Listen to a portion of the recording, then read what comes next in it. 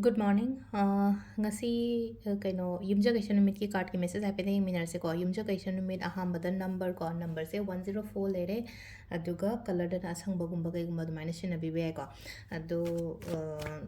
yumjagation ओइबनिना हाइदे अखोइना चुम चाक थोंबदा कइदा केनो मसुम हाप वाबजे green colour की पोद हमको ग्रीन कलर की मना गुंबा हाइरासिने को हाइदि नाकुपी नि खंगदे नपापी नि खंगदे ग्रीन की ओइबा पोद हम कई गुंबा अदुमाइना चेंग गुंबा सुबदा हापी बे याइ को हाइदि एनी ग्रीन कलर की लीव्स चाबा याबो को अदुमाइन तोरगा अदुदुम लेरे अदु अहाबदा अखोइगी कार्ड की मैसेज यंगसे अदुगा टाइमिंग अफबसो हाइपे हाइजरा के ngasi gi na टाइमिंग अफबसे के लेगे हाइबतो अदु दो हाइपे यंगसे को अदुगा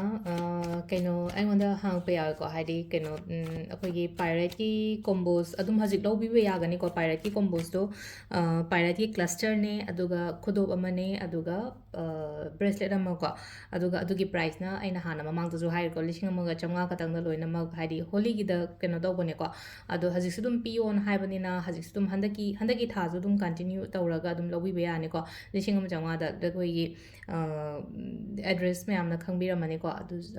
सगोलबन तेरा लुक्राम लेरको लिटिल वैली एकेडमी मनाक्ता को अदुगा नंबर दुम यावबने को हाइ नंबर हाना हापखिबसु यावबने को नंबर 7005 ना होबो नंबर अम यावबने अदुदा कॉल तौपिरो को अदुगा दुम लोबिबे यागनी युमदा डिलीवर तौ हारसु तौ यागनी को अदुगा अदुम लौबो मतमदा को अदुम अखोइदा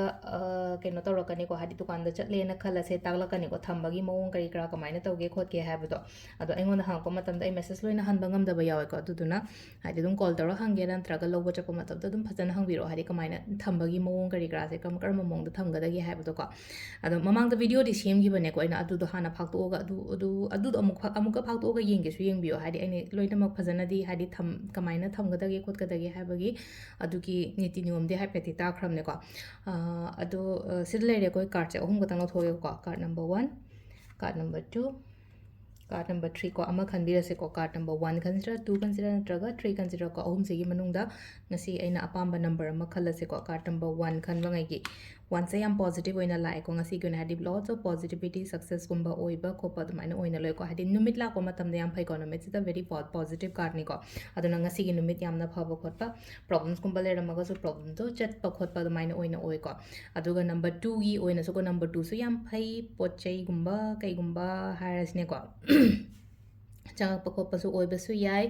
अदुगा इमुंग मनुंग फजना नुसी चाना लेब खोप को हैप्पी फैमिली ओइना लाय को नंबर 3 सिना को सिदा खतंग हाय तारे को ngasi gi daily go ne aina kaido ma ngai ba harasne ko aina pot ama aina ngai raga le diba pot to ketang lakani laga su ketang tap tak na la ko ina oi ko lak ti soidana phangani ko sigi pot se soidana di phangani matam log bo ketang ne kem ta khanbi gano ai hona ba lep kono ai gi side ta gi oina haraga di ai gi just give your 100% ko adumaina oina la ko sida aduga timing ne ki pung manga ga minute mari dagi na pung nipan ga minute 13 paung le dagi mapan ga minute 9 mari de na 13 ga minute 13 paung le ko adagi mu ani ga minute ko mari dagi na pung manga ga minute 13 paung le aduga nungda waram ina taru ka minute yankhai nipan dagi na 13 ga minute 30 paung le ko do nungalamdai mathangi next day nungalamdai gi haragadi pung ani ga minute tara ko ahing nungalamdai ja pung ani ga minute tara dagi na ahum ga minute 13 paung le ko do sisna obagi ngasi gi wena phaba timing ko imjagation numit ke ado sita lere ko gi card ki message timing of phaba numbers kari kra loi namko nuti gi daily card message ko thank you